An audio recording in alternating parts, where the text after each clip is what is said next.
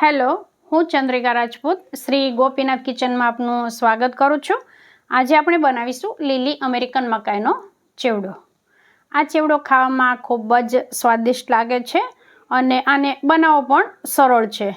આ ચેવડો ઠંડો અને ગરમ એમ બંને રીતે ટેસ્ટી લાગે છે, તો તમે બાળકોના લંચ બોક્સમાં પણ બનાવીને આપી શકો છો. સાંજના નાસ્તા માટે પણ બનાવી શકો છો. અમારું તો ડિનરનું કામ પણ આ ચેવડામાં જ પતી જાય છે. એટલો બધો આ ચેવડો અમને ભાવે છે. તો ચાલો હવે આપણે આ ચેવડો બનાવવાનું શરૂ કરીએ.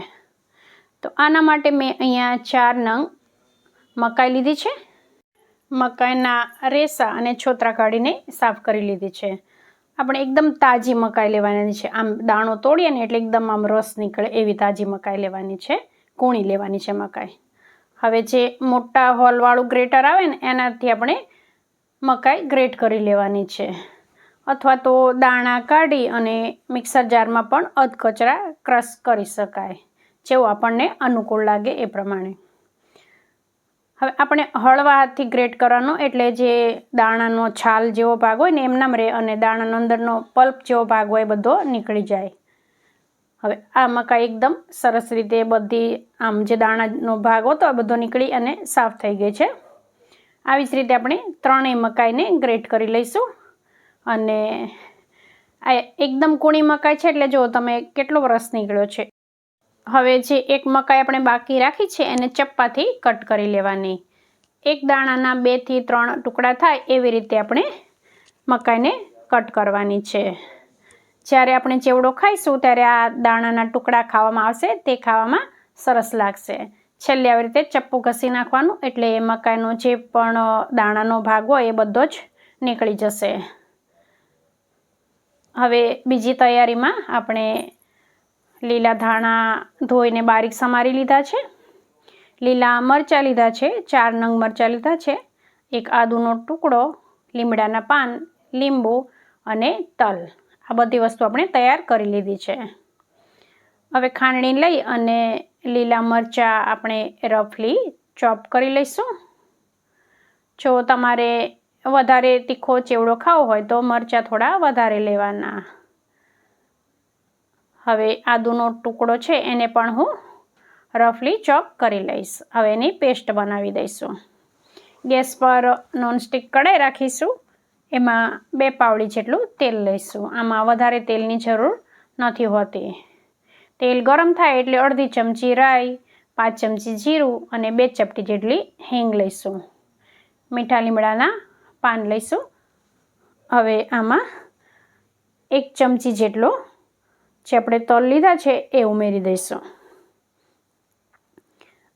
હવે આદુ મરચાંની પેસ્ટ બનાવી આપણે રાખી છે એ લઈશું અને આ આદુ મરચાંની પેસ્ટને સાંતળી લઈશું. હવે આમાં કલર માટે આપણે હળદરનો ઉપયોગ કરીશું, તો 5 ચમચી જેટલી હળદર લઈશું. હળદરને પણ તેલમાં મિક્સ કરી લઈશું. ત્યારબાદ આમાં ઉમેરીશું આપણે ગ્રેટ કરેલી મકાઈ. આ બધું આપણે સારી રીતે મિક્સ કરી લઈશું. ગેસની ફ્લેમ મીડિયમ રાખીશું અને આને કન્ટિન્યુઅસલી ચલાવતા રહીશું.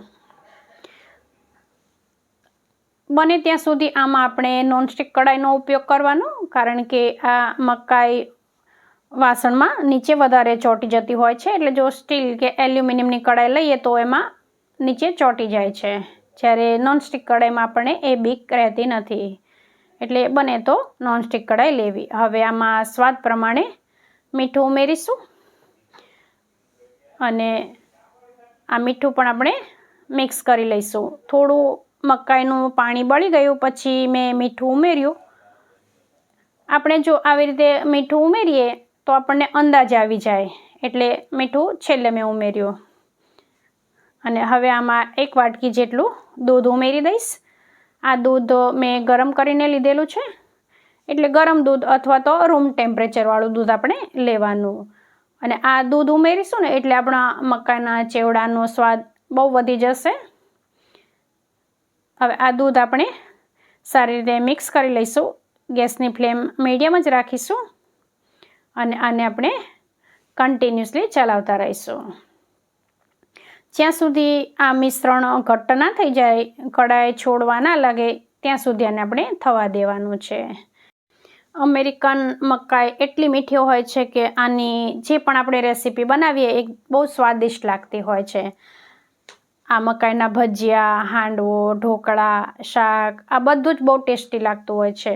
અત્યારે ચોમાસામાં તો આ મકાઈ એકદમ તાજી મળતી હોય છે, ત્યારે અમારા ઘરમાં તો આનો વધારે ઉપયોગ થતો હોય છે. અને મારી ચેનલ પર પણ મેં ઘણી બધી રેસીપી અમેરિકન મકાઈની શેર કરી છે, તો તમે મારી ચેનલની વિઝિટ કરી અને જોઈ શકો છો. હવે આ મિશ્રણ ઘટ્ટ થવા આવ્યું છે. આપણે જોઈ શકીએ છીએ કે કડાઈ પણ છોડી રહ્યું છે. હવે આમાં આપણે ઉમેરી દઈશું 1 ચમચી ખાંડ. જો તમારે ઉમેરવી હોય તો ઉમેરવાની, નહીંતર આ મકાઈ એમ પણ બહુ જ ગળી હોય છે તો જરૂર નથી. પણ જો આપણે લીંબુનો રસ વધારે ઉમેરવો હોય, આ ચેવડાનો ટેસ્ટ વધારે ખાટો મીઠો કરવો હોય ને, તો જ આપણે ખાંડ ઉમેરવાની.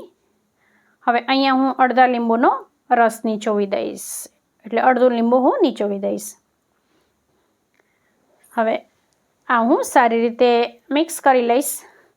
એટલે આ ચેવડામાં વધારે કોઈ વસ્તુની પણ જરૂર નથી પડતી અને બનાવવાનો પણ બહુ સરળ હોય છે. ગરમ ઠંડો એમ બંને રીતે મીઠો લાગે અને હેલ્થ માટે પણ સારો છે. તો આપણો ચેવડો તૈયાર થઈ ગયો છે. હવે અહીંયા મેં આલુ સેવ આવે ને એ મેં લીધી છે. આમાં આપણે બેસનની સેવ આવે એનો ઉપયોગ કરતા હોઈએ છીએ ચેવડા ઉપર ભભરાવા માટે, પણ અહીંયા મેં આલુ સેવ આજે લીધી છે. તો એક પ્લેટમાં આપણે આ ચેવડો લઈશું અને એના પર આલુની સેવ ભભરાવી દઈશું. અને ધાણા અને જો દાડમ હોય તો દાડમ લઈને ગાર્નિશ કરી લઈશું. તો ચોમાસામાં ખાવાની મજા આવે એવો ગરમા ગરમ લીલી મકાઈનો ચેવડો તૈયાર થઈ ગયો છે. જો તમે ક્યારે ના બનાવ્યો હોય તો ચોક્કસથી ટ્રાય કરજો. જો તમને મારી આ રેસીપી પસંદ આવી હોય તો વિડીયોને લાઈક કરજો, ફ્રેન્ડ્સ અને ફેમિલી સાથે શેર કરજો. ચેનલ પર નવા હોય તો મારી ચેનલને સબસ્ક્રાઈબ કરવાનું ભૂલતા નહીં. બેલ આઇકન પર પ્રેસ કરી દેજો, જેથી કરીને મારા નવા વિડીયોની નોટિફિકેશન સૌથી પહેલાં તમને મળી જાય. મારી ચેનલ પર મેં આ અમેરિકન મકાઈની ઘણી બધી રેસીપી શેર કરી છે, તો તમે મારી ચેનલની વિઝિટ કરી અને ચોક્કસથી જોજો. ફરી મળીશું આપણે એક નવી રેસીપી સાથે. ત્યાં સુધી આવજો.